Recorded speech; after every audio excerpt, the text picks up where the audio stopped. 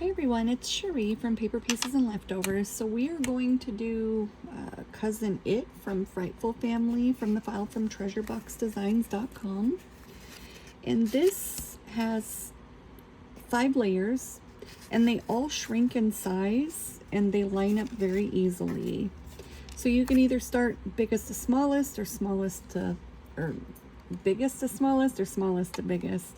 I am just going to go from bottom to top, which is going to be biggest to smallest, which is fine. Less glue. And they line up along the bottom very easily. I started with the bottom and just made sure that they lined up at the top. I'm going to use a bone folder just to go over it to make sure all my glue is evenly distributed. Now I'm going to take the middle layer, which it slowly shrinks in size, but you can tell, and I dry pieced it, meaning I laid it all over each other without glue under it so it didn't stick to each other. Same thing, I'm going to line it up on the bottom.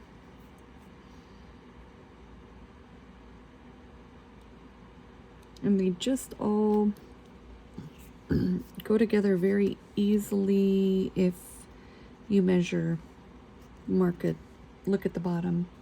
The holes should be very visible through the front and the back.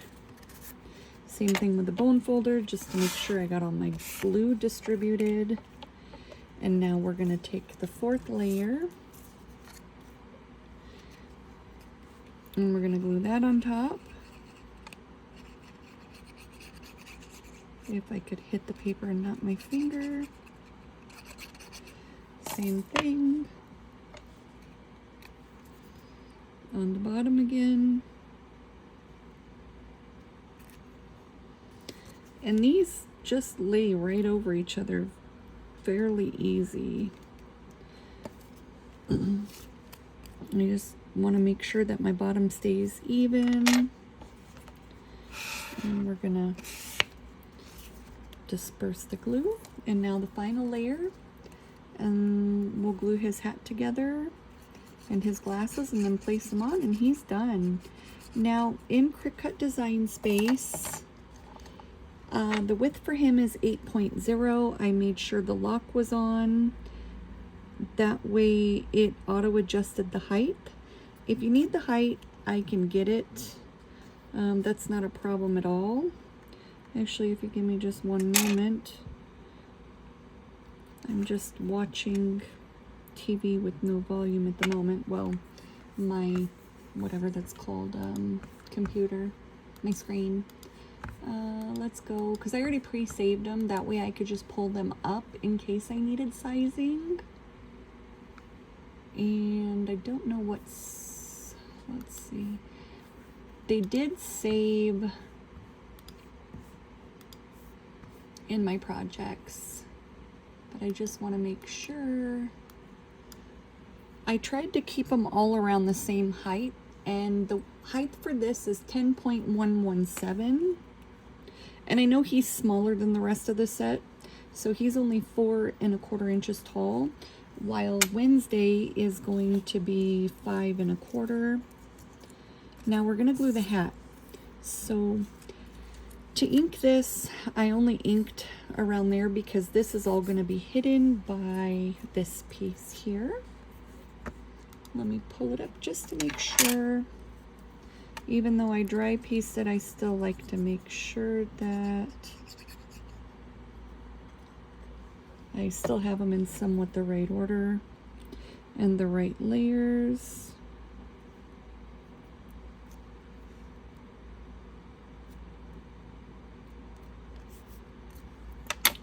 Alright, just a quick, I'm going to do the same on this since I put that other piece on top. Now this here, I got some glue or glaze on it. It's going to be covered up, so I didn't recut out the piece. I'm going to go right along here. I try to keep it thin along the band, the red band that's going to be over the top, just so when I go over it with the bone folder, I don't know why I want to say bone crusher, the bone folder, it doesn't end up pushing any glue onto the hat.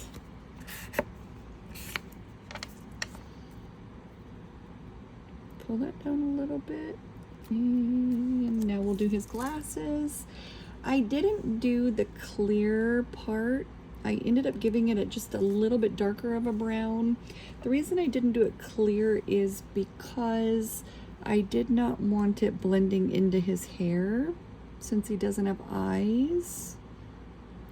And I went over it. I will show the glaze in just a minute. I did go over it with glaze. I got glued there and I don't want it there.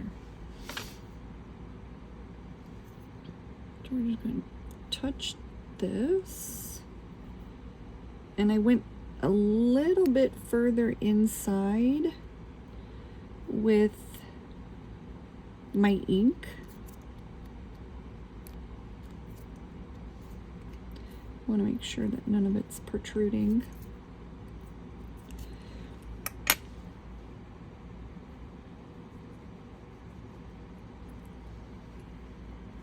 So for the glaze, for his glasses, I just used Nouveau Crystal Glaze.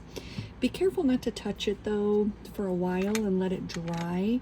It is not like glossy accents at all. It does leave your fingerprints in it, I've noticed.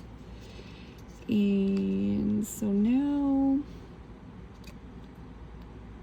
we're gonna line the brim up where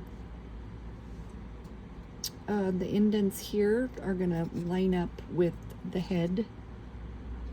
So I'm not gonna go crazy on the side because it's not gonna be on the side. I just, since I didn't flip it over and look at the back. But we're gonna make it like a hat where it would sit on the head, you know, appropriate sizing or appropriate fitting. And I wipe off the excess. Now I may do just a support piece. Like I said in the last video, for that all I do is cut a piece of scratch paper. And it's not so much to ensure it doesn't fall off per se. It is that way all the turning in the book doesn't end up causing it to weaken and bend. That is the only reason I'm doing that. You do not have to do this, but even in the protective sleeves, you still turn the pages, and I'm so afraid it'll bend my work. And I don't want something with a broken neck, or in this case, a broken hat, I should say.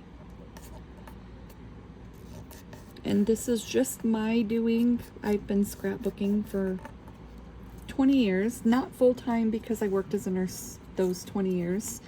Over 20 years I've been scrapbooking. My mom and I were actually laughing because when my daughter was born, she was very sick. She was born at 31 weeks and 5 days.